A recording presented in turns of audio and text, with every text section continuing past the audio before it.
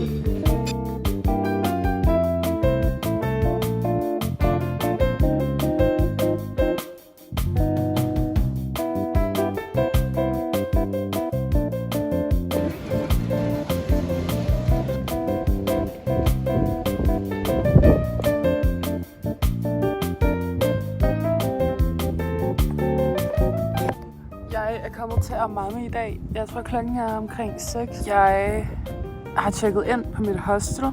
Jeg har sovet faktisk, hvilket er så dumt, fordi jeg kommer til min døgnrytme kommer til at være bipt. Jeg har lige spist en pizza, der var faktisk virkelig stor. Jeg var overrasket over, at jeg kunne spise den hele. Den smagte vildt godt. Altså sådan der var broccoli og sådan noget i. Det havde jeg glemt, hvor lækkert det er. Jeg skal lige se, hvordan jeg ligger. Jeg ligger sådan her. Og hende der derovre, hun laver yoga. Hun inspirerede mig lige til at lave nogle øvelser. Skal jeg bare læse min bog? Så skal jeg se. Det er fra lufthavnen, det her stængel.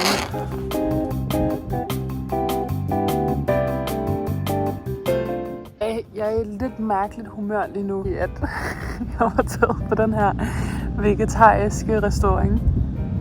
Og jeg er jo på en lille ø, så det er mega svært at finde noget vegetarisk. Og jeg magtede ikke at gå rundt og spørge, oh my god, sorry, do you have vegetarian food? Så jeg sætter mig ind, det ser mega hyggeligt ud. Jeg begynder at snakke med hende her mega søde dame. Hun er sådan 35-38 år. Jeg tror, hun var i 40'erne. Og hun fortæller sådan, hun spørger mig ind, sådan, nå, er du ude at rejse? Hvem er du sammen med? Og så var jeg sådan, nej, men jeg er bare alene. Og så siger hun så, okay, ej, hvor fedt. Jeg troede, jeg kunne stole på hende her dame, fordi at hun så ikke creepy ud. Jeg sagde bare sandheden i starten. Jeg var sådan, jeg er alene her. Jeg har ikke kørekort. Jeg vil mega gerne ud og se noget natur. Men jeg har ikke kørekort, så det bliver nok lidt svært. Så jeg har tænkt mig at leje en cykel. Og så siger hun så, oh my god, ej, jeg har heller ikke kørekort, med min nevø har. Så siger jeg, okay, fedt. Så siger hun, ja, han kommer om 30 minutter. Altså, jeg er så lidt, okay, hvad må jeg gøre? Så siger hun, at hendes nevø kan køre mig rundt i Amami på den her ø de næste par dage. Og så var jeg sådan, hold da op. That's crazy. That's very, very, very kind of you.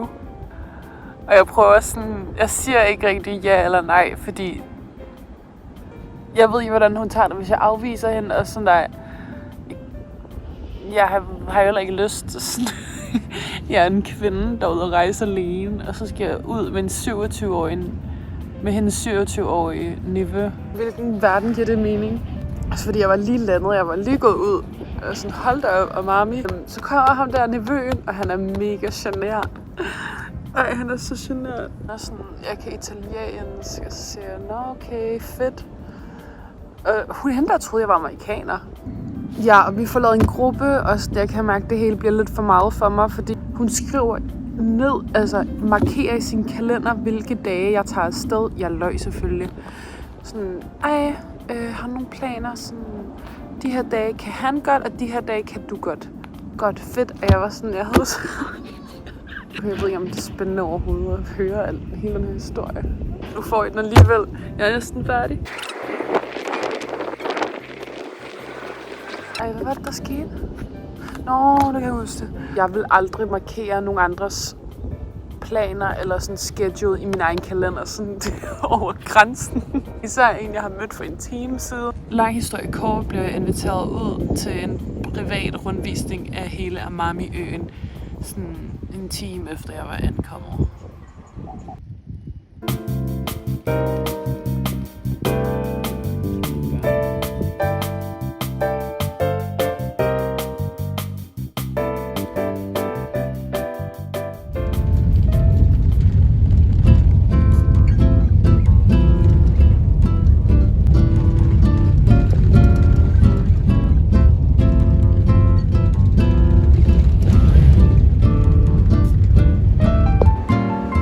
Helt blå sommerfugl, den er så flot.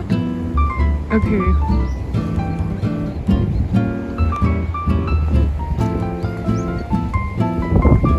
Køb nogle snacks, der er sommerfugl over det hele. Ej, de har også vand. Fedt. Okay. Yes. Oh my god, jeg ville ønske, I kunne se, hvor flot det var i virkeligheden. Fordi, wow, vandet. Jeg har aldrig set så blåt vand i mit liv før, og jeg har været i Grækenland. Prøv lige at se. Der var det hyggeligt, og der er bare ingen mennesker. Okay, jeg har altså så smukt. Jeg har seriøst fyldt min sko op til randen af koral. Jeg tror, det er koraller og sten. Hende der står derovre, hun kommer fra Osaka. Hun lader mig låne hendes snorklingudstyr. Og så snorklede jeg lidt. Jeg kan ikke finde ud af det. Jeg kunne ikke trække med.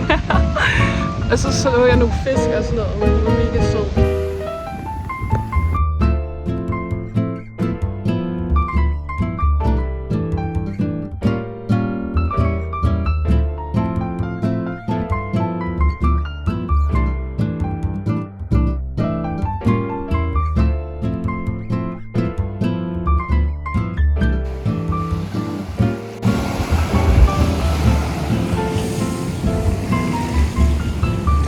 Nå, lad os gå. Jeg skal nå den sidste bus, eller skal jeg gå i en time? Jeg gad godt bare have længere tid, men det kan jeg sgu ikke nu. Ej, hvor er den flot.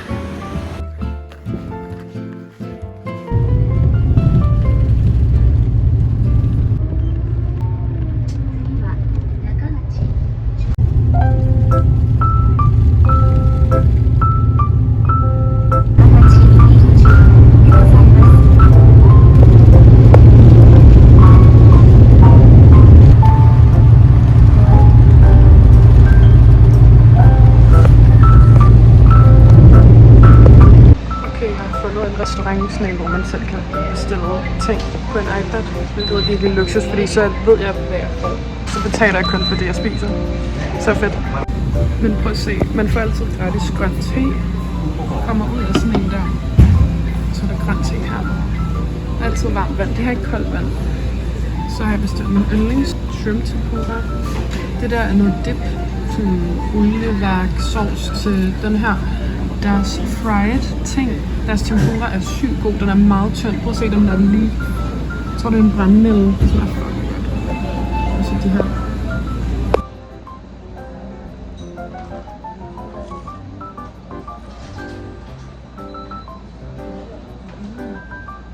Lige spist frokost. Ej, jeg er så glad. Det er så dejligt det her. Prøv at se, hvor mange. Altså, var det smukt. Jeg kan ikke. Det ligner jo et billede. Det er jo... Ej. Og det er bare endnu flottere i virkeligheden. Det er jo crazy.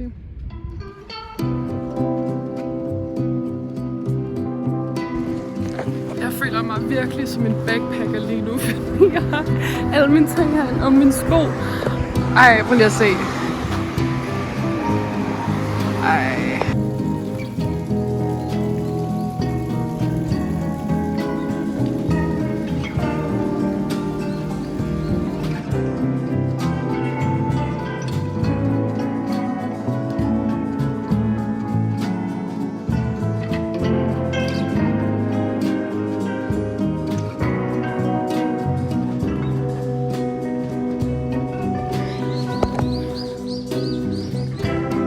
Sommerfugl over det hele. Jeg ved ikke rigtig se det, du kan.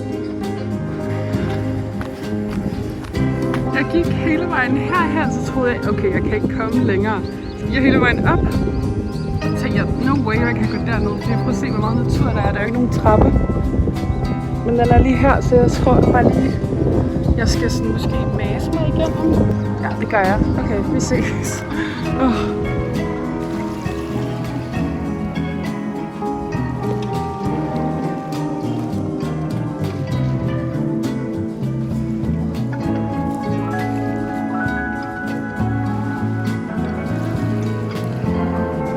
Det går ikke. Jeg bliver ved med at finde.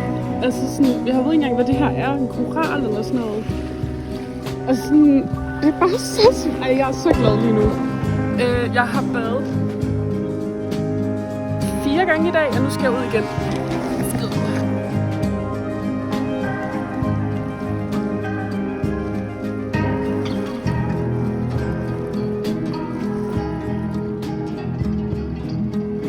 Jeg har lagt mine sko, for jeg kan måle sådan low-key, hvornår jeg skal hjem.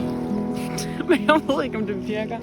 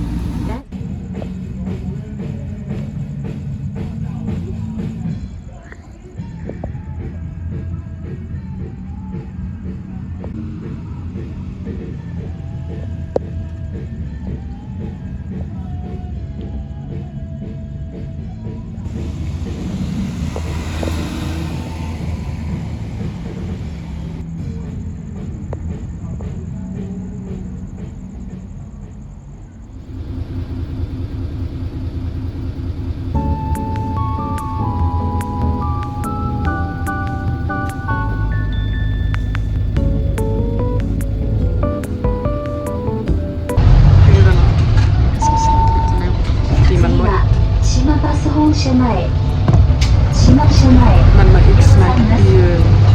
Eller det må man godt, men der er meget uhøfligt at snakke i offentlig transport. Men jeg er på vej til Low Forest lige nu. Det tager 40 minutter i bus.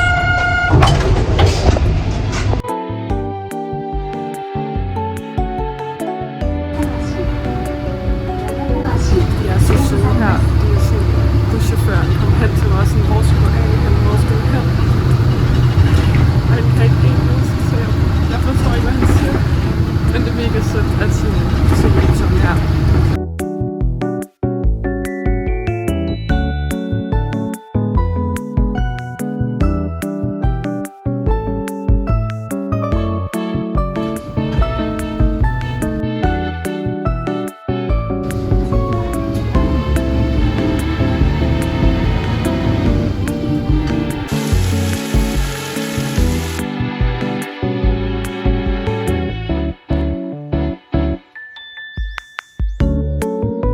Det der var seriøst den fedeste oplevelse nogensinde.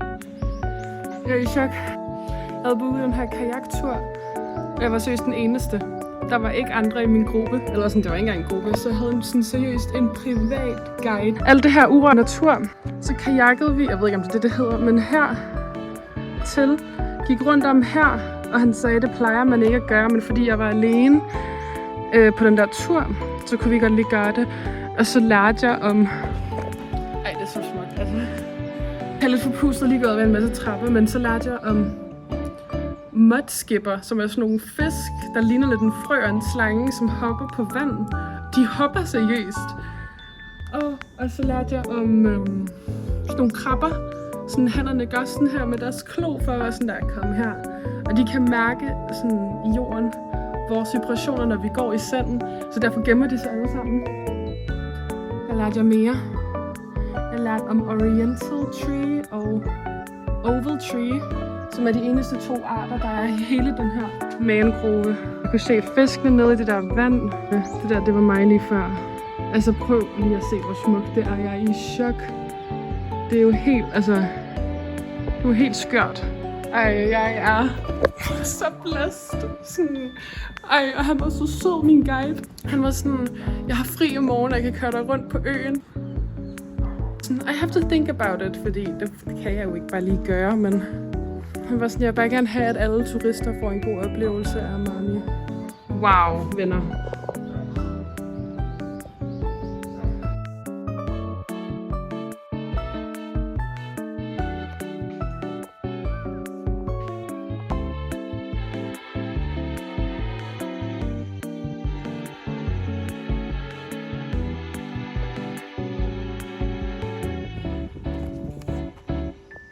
Folk her er så søde. Ham der er min guide. Behøver jeg at sige mere? Fucking tegnet ud af hele Amami. Og skrevet sådan, hvor jeg skal tage hen, og hvor jeg kan komme hen, hvis jeg er på bus, fordi jeg har ikke kørekort. Folk er så søde, jeg er lidt så græd. Venner, der går han. Han havde glemt at skrive på papir, hvor jeg kunne købe et buspas. Så han havde løbet hele vejen. Han er så sød. Folk er så hjælpsomme. Det kan vi godt lære noget af i Danmark. Jeg mener det igen. Folk er så søde. Jeg var lige en lille genbo, som faktisk ikke var på Maps. Jeg fandt den bare. Hun var så sød. Hun gav mig snacks. Og jeg fik den her. Jeg kiggede på dem, så snart jeg kom ind i hendes butik. Så var hun sådan der, den må du godt få. Det er sådan en håndlavet dame i en kimono. Det er så sødt. Er du okay, Mus?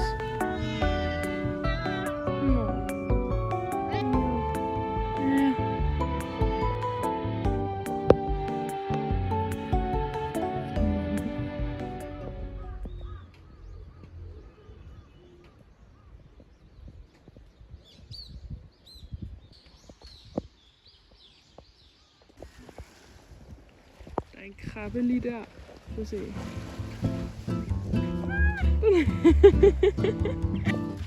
Ej, det er så ej, det er så ej.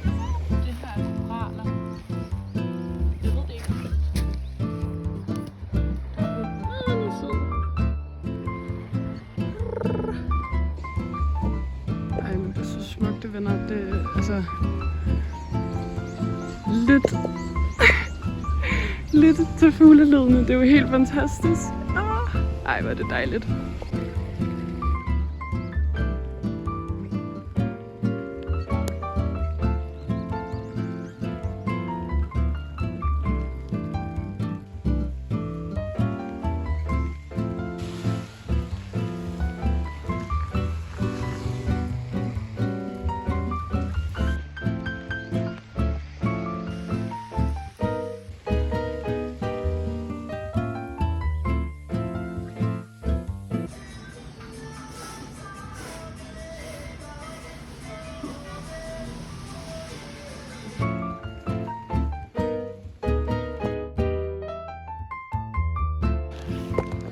Det er jo fantastisk.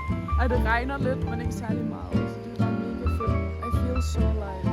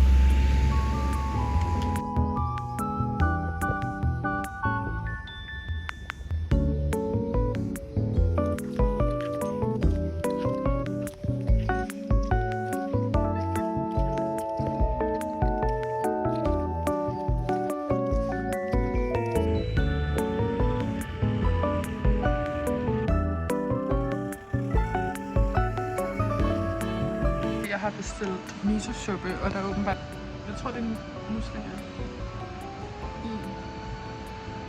Jeg vil prøve at spise det nu for første gang i mit liv. Jeg ved ikke, skal jeg bare sådan slikke den?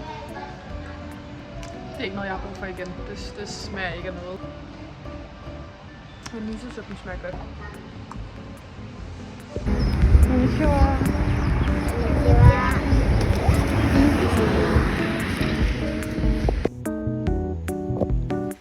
Det ligner flagermus.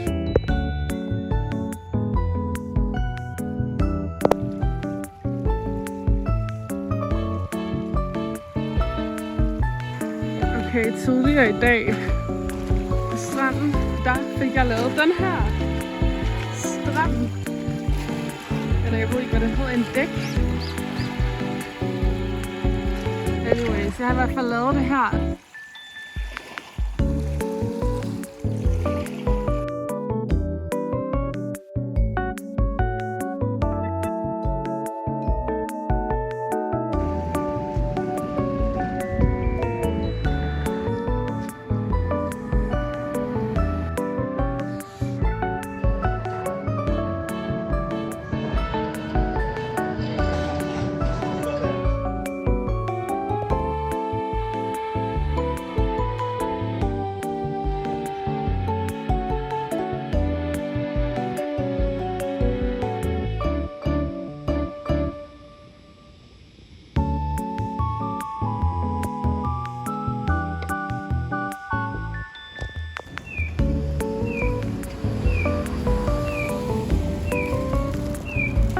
Og jeg købte sådan et fad, 2 vifter og en lille dåse. En lille sådan madpakke. 200 yen. Det er sådan ikke engang 2 kroner. Ej, jeg synes det er helt vildt. Jeg var sådan, er du sikker på, at det er rigtigt?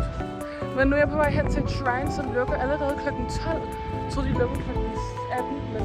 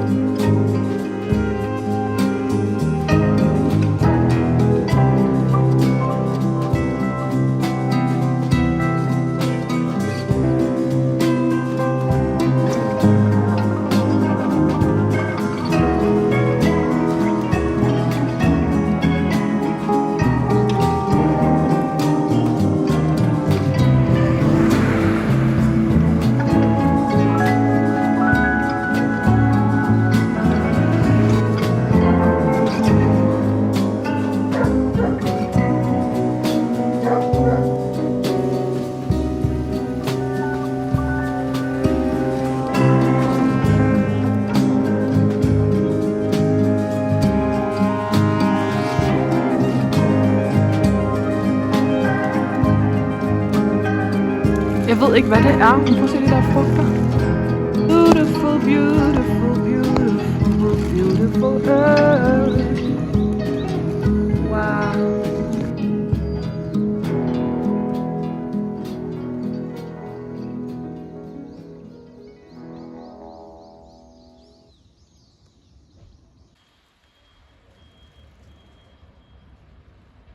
Venner, den er helt gal. Den er helt mig i går. Jeg ligger mig til at sove sådan, og jeg har ikke nok kontanter. Jeg har sådan 800 yen. Jeg tror, det koster lidt over 1000 at tage bussen hen til lufthavnen. Så træt. Jeg ligger mig til at sove. Jeg finder ud af det i morgen. Sådan, der er sikkert en ATM åben. Cut til, at det er morgen nu. Der er ikke nogen ATM, der er åben. Så jeg går i panik, fordi hvad skal jeg gøre? Enten tage en taxi. Det koster så lige sådan 1000 kroner. Det kan jo ikke til at ske. Jeg har ikke nok penge til at tage bussen. Så går jeg ind i den her café, så skriver jeg på Google Translate. I'm so sorry, men jeg har ikke penge. I don't have cash. Is there any way that I can cash 1000 yen? Sådan at jeg betaler kort, og han giver mig kontant. Så siger han, no. Fuck. Sådan der. But I can give you 2000 yen. Så siger jeg, okay, I can cash 2000 yen. Det er okay. Og sådan, I can't cash it. Sorry, what? Kan du ikke cash den? Og så siger han så, I'll just give you 2000, that should be enough for the bus. Og jeg er sådan der, ej, det mener du ikke, det kan du da ikke gøre. Sådan, jeg vil give ham alle mine små mønter, fordi sådan, bare så han fik et eller andet. Oh no, it's okay, you don't have to do it, it's okay. Present. Folk er så hjælpsomme.